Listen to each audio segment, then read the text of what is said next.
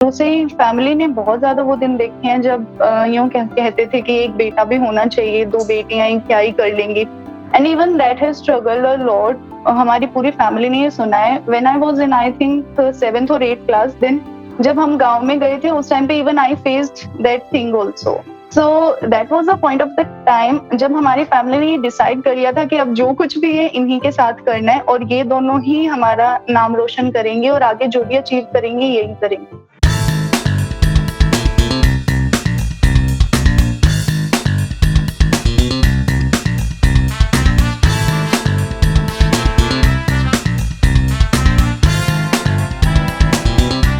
जीत की राह के इस एपिसोड में चलो आज बात करते हैं रोहतक की हिना से। Hina is going to do her MBBS from Lady Hardinge's in Delhi, one of the top colleges in the country. बचपन से हिना ने एक सपना देखा था कि वो डॉक्टर बन अपने गांव और उसके आसपास के एरियाज में लोगों की हेल्प कर पाए। Today with her self belief, focus and hard work, she is very well on a path of achieving her dreams. But what really stands apart in her journey is the way she prepared. किस तरीके से उसने NCERT और limited books पे focus किया, the way she managed her time, the way she said targets for herself and achieved it. उसने किस तरीके से कंप्लीटली 2 साल वेदांतु पे ऑनलाइन पढ़ाई करके अपने टीचर्स के साथ स्पेशलाइज्ड नोट्स बनाए, the notes which helped her revise very fast at high frequency. बच्चों, you learn a lot from Hina about how you should prepare for NEET. चलो सुनते हैं हिना से उसकी जीत की राह की कहानी। 10th बोर्ड में 99.4%, 12th बोर्ड में 96.4%. She is a KVPY scholar and she had set her eyes on becoming a doctor और वो बन गई है, इनफैक्ट बनने वाली है rather, and she is going to Lady Hardinge now in Delhi, right Hina? Yes sir. So Hina, you have such amazing background. कब आपने अपनी eyes set की on becoming a doctor? So when did you think that you will become a doctor? So basically it was in itself in the 9th class when I started dreaming of becoming a doctor. So basically family ये चाहती थी, जैसे हमारी family एक teacher family है, ज़्यादातर लोग teacher हैं और वो भी एक इस तरीके से सपना था हमारे सारे पेरेंट्स का, फैमिली का।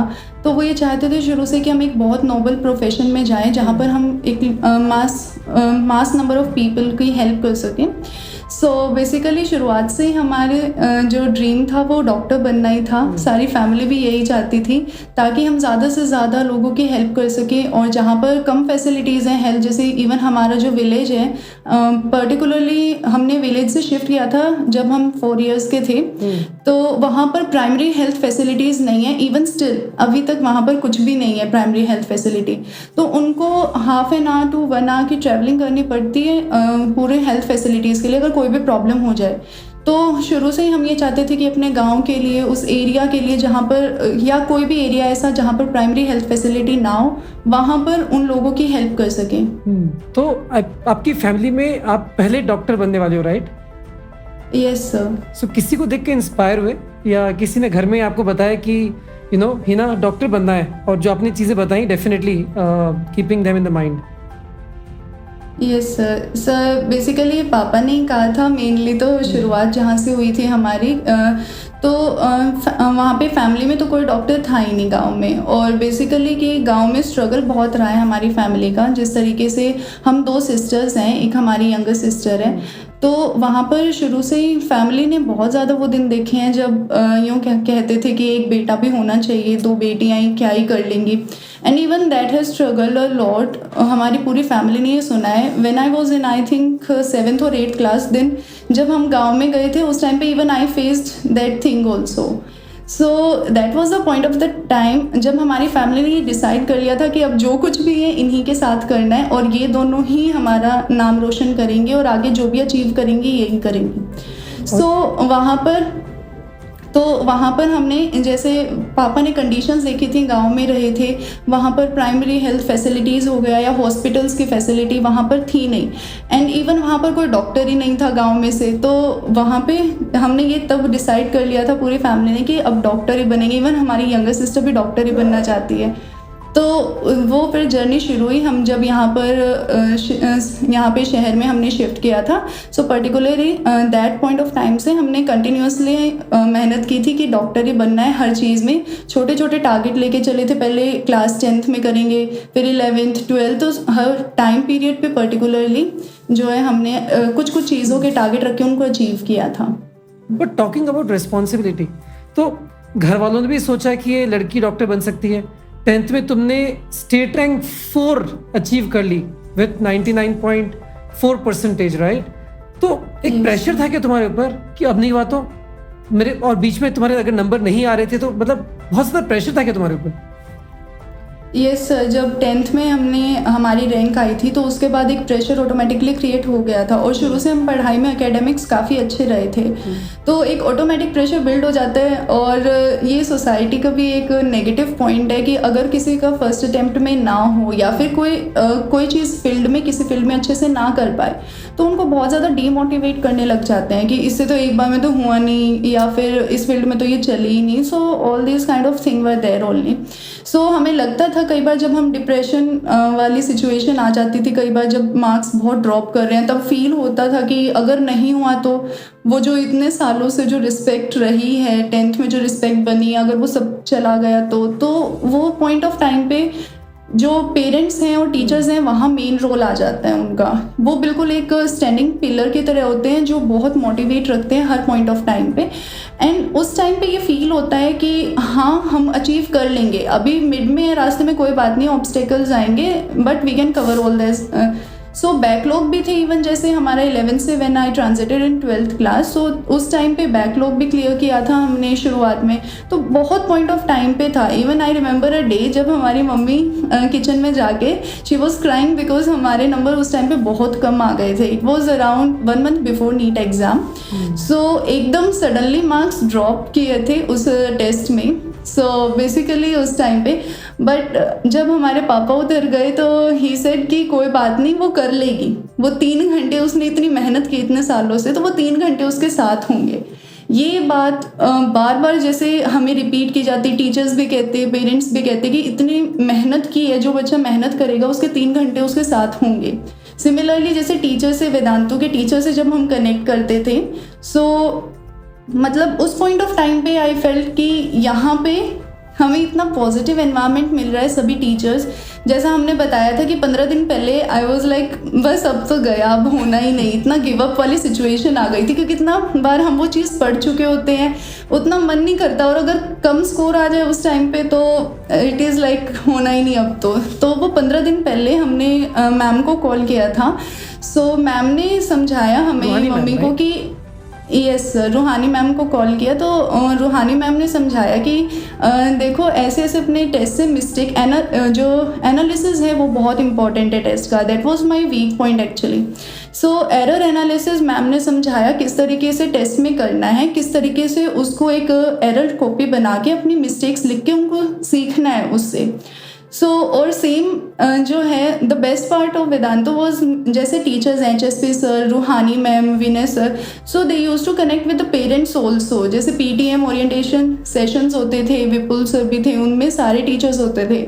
सो वो पेरेंट्स के भी मेंटेलिटी को कहीं ना कहीं एक पॉजिटिव डायरेक्शन देता है। तो पेरेंट्स को भी जैसे उस टाइम पे यूँ हुआ कि नहीं इसके साथ पॉजिटिव रहना है, बाकी कोई बात नहीं, ये कर लेगी। तो वो जो कलेक्टिव इनका जो इन्होंने कंट्रीब्यूशन दिया टीचर्स ने और पेरेंट्स ने, उसकी वजह से ही हम all through out journey continuously रह पाए और फिर ये फाइनली स्कोर अचीव हुआ। Amazing, Hina. So what an amazing insight that you have given about remaining positive. और दूसरी आपने एक बात बोली मेहनत, वो 3 घंटे की बात बोली। इनफैक्ट मैं एक स्टेप और आगे जाता हूँ। ये ज़िंदगी में जो आपने मेहनत की है वो इस रैंक्स से काफ़ी आगे तक आपका साथ देगी, इनफैक्ट पूरी ज़िंदगी भर साथ देगी। अच्छा ही ना, तो थोड़ा सा बात करते हैं तुम्हारी प्रिपरेशन के बारे में, राइट? मुझे बताओ तुम्हारी प्रिपरेशन कहाँ से शुरू हुई जब तुमने सोचा कि मुझे नीट की प्रिपरेशन करनी है, राइट? 10th में नंबर भी अच्छे आ गए, तो उसके बाद में कैसे आई हर्ड दैट तुमने ऑफलाइन ट्राई किया, बट आई थिंक उसके तुम ऑनलाइन वेदांतु में शुरू किया। Tell me more about your preparation. Yes sir. So basically 11th में स्टार्टिंग में इतना कुछ आइडिया था नहीं सर कि जैसे नीट के बारे में कैसे प्रिपेयर करना है, कौन सी बुक्स हैं, इतने सारे सोर्सेज बता दिए जाते हैं एकदम, और उनको कलेक्शन करना बहुत टफ हो जाता है। सो बेसिकली 11th में आई डिसाइडेड कि ऑनलाइन के साथ हम कनेक्ट करेंगे। 11th में हमने वेदांतु ज्वाइन किया था, particularly for bio it was only in the starting, but then after I took the whole course for physics, chemistry and biology, all three. So उस टाइम पे जब हमने ये वेदांतु ज्वाइन किया तो टीचर्स ने, जैसे रूहानी मैम के साथ ही हमारी जर्नी की शुरुआत हुई थी 11th में विद वेदांतु।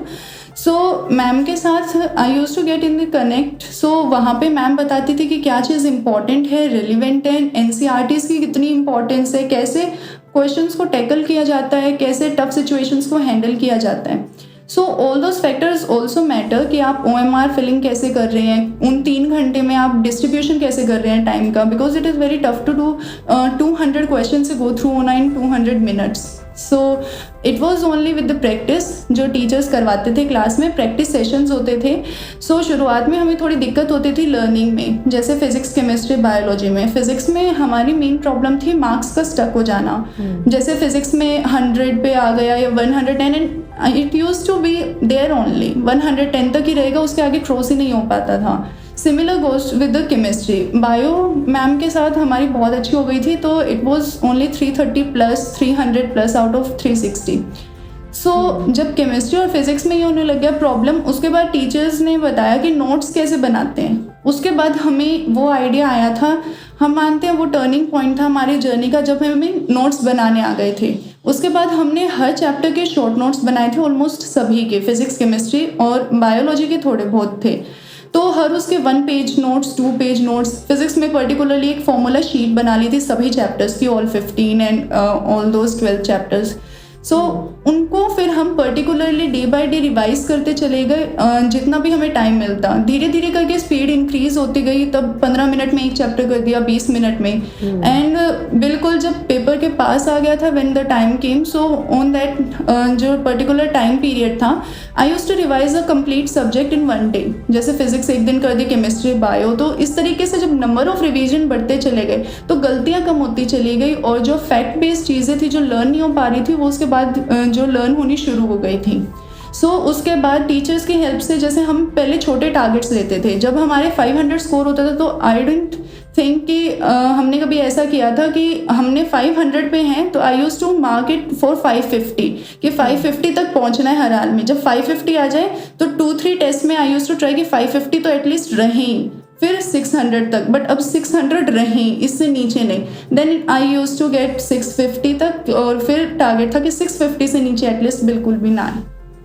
अच्छा हिना, थोड़ा NCERT की इंपॉर्टेंस के बारे में बताओ। मैं बार बार आपसे आपकी बातों में सुन रहा हूँ कि आपने NCERT बुक्स पर बहुत ज़्यादा फोकस दिया। यस सर, एक्चुअली जैसे दूसरी बुक्स होती हैं वो अच्छी होती हैं, डिटेल्ड भी होती हैं बहुत ज़्यादा, बट उसमें कुछ अननेसेसरी टॉपिक्स बहुत ज़्यादा होते हैं जो रेलिवेंट नहीं होते नीट एग्ज़ाम के लिए। सो जब हमने टीचर्स के साथ जब हमने कनेक्ट किया था, जितने भी हमारे टीचर्स थे, रूहानी मैम, HSP सर, विनय सर, विपुल सर, सो पर्टिकुलरली उनसे हमने ये चीज़ जानी थी क्लास में कि कौन सी चीज़ बार बार रिपीट हो रही है एक्चुअल में, कौन से ऐसे टॉपिक हैं, की एरियाज़ हैं जो सबसे ज़्यादा इम्पोर्टेंट है, जो क्योंकि एक मैक्सिमम पार्ट होता है किसी भी एग्ज़ाम का जो कुछ टॉपिक्स फॉल करते हैं उसके अंदर। सो हमने वो टारगेट बना लिया था कि पहले इसको हमें कंप्लीट करना है, इन पे ग्रिप अच्छे से करनी है, ये तो एटलीस्ट होनी ही चाहिए। इसके बाद जो छोटे छोटे टॉपिक्स हैं उनको हमने जो है वहाँ पे टारगेट किया। जैसे कुछ चैप्टर्स हैं केमिस्ट्री के, पॉलीमर्स हो गया या फिर केमिस्ट्री इन एवरीडे लाइफ हो गया, ये छोटे छोटे चैप्टर बट शॉर्ट क्वेश्चंस आते ही हैं। जैसे यूनिट एंड डायमेंशन फिजिक्स में यहाँ पे शॉर्ट क्वेश्चन आते हैं छोटे, तो हमने फिर इनको टारगेट किया इनको कि यहाँ से तो क्वेश्चन एटलीस्ट गलत हो ही ना बिल्कुल भी। दूसरे में there can be a chance कि गलत हो गया, बट वहाँ पे सीखना है फिर उनसे। तो NCERT में ऐसा था सर कि हर चीज़ NCERT की, तो हमेशा टीचर्स कहते थे, रूहानी मैम ऑलवेज यूज टू से कि NCERT is the Bible for bio.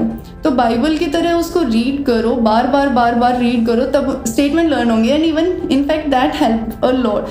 अच्छा हिना, एक चीज़ और बताओ कि कई बार मुझे बायो के बच्चे बोलते हैं कि फिजिक्स में बहुत दिक्कत होती है क्योंकि उसमें थोड़ी बहुत मैथ्स इन्वॉल्व हो जाती है। What was your experience around this?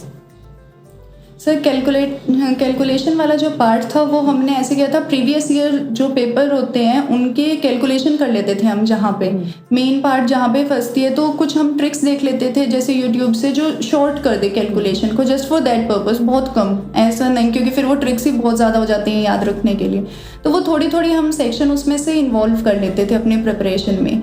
उसके अलावा जो मेजर पार्ट रहा फिजिक्स में तो वह लाइक जो शॉर्ट नोट्स बनाए थे एनसीईआरटी के, और जो एनसीईआरटी के पीछे समरी और पॉइंट्स टू पॉन्डर दिए होते हैं, that was more than enough for physics. Physics में जब हमारा स्कोर स्टक हो गया था ऑन 100 एंड 110, सो वहाँ पे जब इस पॉइंट पे हमने शुरू किया था नोट्स रीड करने, जो क्लास में टीचर्स बता रहे हैं, इवन उनको हम नोट्स कई बार जैसे ज़्यादा हो जाते तो I used to highlight those notes. So हम पेजेस को स्टेपल करके उन पे नोट्स पे हाईलाइट कर लेते कि ये इंपॉर्टेंट है, बार बार ये चीज़ आ रही है और ये भूलनी ही नहीं। अगर फिर भी भूल जाते थे तो नोट्स का पेज ही मोड़ लेते थे कि अब तो ये जाएगा ही नहीं दिमाग से, बार बार वो पेज ही सामने खुलता था कि हाँ ये तो गलत कर रही है बार बार। So that was the major part. So basically फिर धीरे धीरे स्कोर इम्प्रूव होता गया एंड देन मेन नीट में तो 155 I scored in physics. So, how has been your experience with this online learning at Vedantu? सो बहुत ही अच्छा एक्सपीरियंस रहा हमारा। इवन हम मानते हैं जितना भी क्रेडिट है हमारी नीट की प्रिपरेशन का, उसका सबसे मेजर पार्ट वेदांतु के लिए ही है।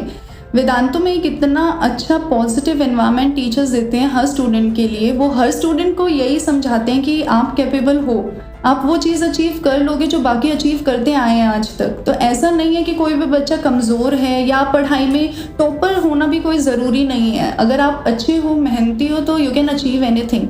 सो एक वो पार्ट बहुत ही ज़्यादा अच्छा था वेदांतु का कि हर क्लास में पॉजिटिविटी, टीचर्स मतलब बहुत फ्रैंक थे बच्चों के साथ, डांटते भी थे और अगर अच्छा करते हैं तो उसकी तारीफ़ भी करते थे। तो एक बहुत अच्छा कनेक्शन था टीचर्स और स्टूडेंट्स के बीच में। सेकेंडली द कंटेंट डिलीवरी, जो कंटेंट डिलीवरी है इट वाज लाइक अमेजिंग। बहुत ही अच्छा कंटेंट होता था जो दूसरी कोचिंग सेंटर्स पे, बिकॉज वहाँ पे वो टाइम जो है जैसे 2 आवर्स में वेदांतु में जितना कवर होता है उससे तो कम ही कवर होता है, इवन कोई भी कोचिंग हो। ऑनलाइन प्लेटफॉर्म में इवन जो और भी ऑनलाइन प्लेटफॉर्म है, सो हमें नहीं लगता कि वहाँ पे इतना अच्छा कनेक्शन है बच्चों के साथ टीचर्स का। I also my friends join that. So कुछ फ्रेंड्स थे जिन्होंने ऑनलाइन के अदर प्लेटफॉर्म ज्वाइन किए थे, सो उनका एक्सपीरियंस इतना कुछ खास अच्छा रहा नहीं था। सो वेदांतु में each and everything was provided with the best quality, चाहे वो असाइनमेंट्स हो, टेस्ट की इतनी ज़्यादा रेगुलरिटी थी। जब एकलव्य का प्रोग्राम शुरू हुआ था then frequency of test was like हर हफ्ते टेस्ट हो रहा है, तो that was the major part I feel. वहाँ पर प्रिपरेशन इतनी अच्छी होती चली गई जब रिवीजन, क्योंकि नोट्स तो बन ही चुके थे, रिवीजन हमारी काफ़ी बार हो गई, फिर हर हफ्ते का टारगेट हो गया था वो कि इस पेपर में इतना स्कोर करो। उस स्कोर चाहे कम आ जाए तो फिर बाद में हम ये देखते थे अच्छा कौन सा फॉर्मूला रह गया, अगर सेम फॉर्मूला है तो क्यों नहीं स्ट्राइक किया वो माइंड में, ऐसा क्या ही हो गया। तो वो बहुत अच्छे से, even there were 25 part test and 25 full syllabus test I think. So 25 full syllabus वाले तो बहुत ही अलग लेवल के इतने अच्छे टेस्ट थे, वो वाले तो बहुत हेल्पफुल रहे। फिर उसके बाद जो तत्व मिलते हैं एंड द असाइनमेंट्स, इतने सारे क्वेश्चन होते हैं तो प्रैक्टिस इतनी ज़्यादा हो जाती है। हमने जैसे बताया प्रैक्टिस मटेरियल तो हमने और कुछ लिया ही नहीं, इतनी ज़्यादा प्रैक्टिस वेदांतु में हो गई थी, हमें कभी नीड भी फील नहीं हुई किसी और चीज़ की। सो हर चीज़ वेदांतु में, चाहे वो इमोशंस हों, बच्चे के साथ पॉजिटिव रहना, मोटिवेशन सेशन, पीटीएम भी कंडक्ट करते थे teacher, content, books, so each and everything was perfect in Vedantu. तो हिना मुझे तो डाउट्स के बारे में बताओ। तो ऑनलाइन पढ़ती थी राइट, तो क्या ऑनलाइन आपके डाउट्स क्लियर हो पाते थे विद द टीचर्स और with other doubt solving experts who are there? Yes sir, जैसे वेदांतु में सारे तरीके हैं जो डाउट क्लियरेंस में बहुत ज़्यादा हेल्प करते हैं। जैसे ऐप पे भी पोस्ट क्लास डाउट के लिए एक सेक्शन होता है, वहाँ पे हम डाउट पोस्ट कर देते थे अपना और उसका reply within just 2 to 3 minutes आ जाता है कंप्लीट। और जब तक आपका क्लियर नहीं होता वो करवाते रहते हैं बार बार आपको। इवन देवर समटाइम्स कि हमारा वो क्लियर नहीं हो पाता था डाउट, तो they even use to call me, वो कॉल कर लेते थे और फिर क्लियर करते थे फ़ोन पे कि देखो ये ऐसे होना है ऐसे होना है। सो it was first way was that one. Second था टीचर्स के साथ डायरेक्ट कनेक्शन। जैसे था हमारा तो मेजर पार्ट हमारा वही रहता था कि हम डायरेक्टली टीचर से डाउट आस्क कर लेते थे, क्लास में हो गया या फिर क्लास के बाद व्हाट्सएप पे कनेक्ट करके। And third was the major part of personal mentors, जो हमें सैम प्रोवाइडेड थे। जैसे अमृता मैम थे हमारे, तो अमृता मैम को आई यूज़ टू राइट कि मैम ये डाउट है, तो मैम हमेशा उसको उसी टाइम पे she use to reply me, और वहाँ पे बहुत हेल्प किया उन्होंने भी। और कभी मतलब ऐसा फील नहीं हुआ कि डाउट है और वो बस डाउट ही रह गया। उस डाउट को एट द स्पॉट ख़त्म हो जाता था, वो जब भी क्लियर हो जाता था, और नेक्स्ट टाइम वो फिर मिस्टेक नहीं होती थी कभी भी, चाहे वो एग्ज़ाम्स में कोई स्कूल एग्ज़ाम है या फिर नीट एग्ज़ाम में भी वो मिस्टेक्स नहीं हुई, और प्रैक्टिस में भी बहुत हेल्प करता था। सो हिना, मुझे ये बताओ, ये बच्चों का ना बहुत बड़ा डाउट होता है कि हिना जैसी स्टूडेंट जिसके इतने अच्छे नंबर आए नीट के अंदर, KVPY स्कॉलर है, बोर्ड में भी नंबर लेके आ गई, क्या 12 घंटे पढ़ते हैं क्या ऐसे बच्चे? ठीक है, तो तुम बताओ हिना, क्या 12-12 घंटे पढ़ती थी क्या? Sir actually to be very honest ऐसा कुछ भी नहीं किया था हमने। हमारे को मेन फैक्टर होता था नींद का। नींद बहुत, जैसे रात को अगर डिस्टर्ब हो जाए, हम पूरा कंप्लीट 8 आवर्स की नींद ज़रूर लेते थे। 8 से कम तो कभी हमने ली ही नहीं 2 साल। तो 8 में क्या होता था, अगर हम जल्दी उठ जाएं, कभी टारगेट कर ले कि नहीं जल्दी उठ के पढ़ो मॉर्निंग में, तो हमने ट्राई किया था शुरू में सारी चीज़ें कि रात को लेट नाइट पढ़ना या अर्ली मॉर्निंग पढ़ना, तो वो कुछ भी काम ही नहीं किया। जैसे इतनी थकान हो जाती है, फिर पूरा दिन कंसिस्टेंसी नहीं रहती। तो I use to divide my time slots. So morning में I use to get up at 6, तो 6 अराउंड 7, तो हम बुक्स पे 8 बजे करीब बैठ जाते थे। 8 to 1:30 फर्स्ट स्लॉट होता था, 3 to 6 नेक्स्ट स्लॉट, एंड रात को 1 घंटा कोई भी। तो daily 9 to 9.5 hours I use to study only.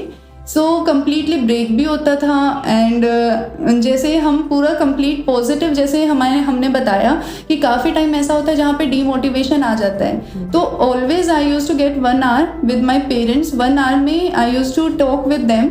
हम हर चीज़ शेयर करते थे, हमें ऐसा फील हो रहा है या हमारी प्रिपरेशन में ये कमी लग रही है या फिर कुछ ऐसी चीज़ जो हम शेयर करना चाहते हैं। कंप्लीट 1 घंटा I use to do it with my mom.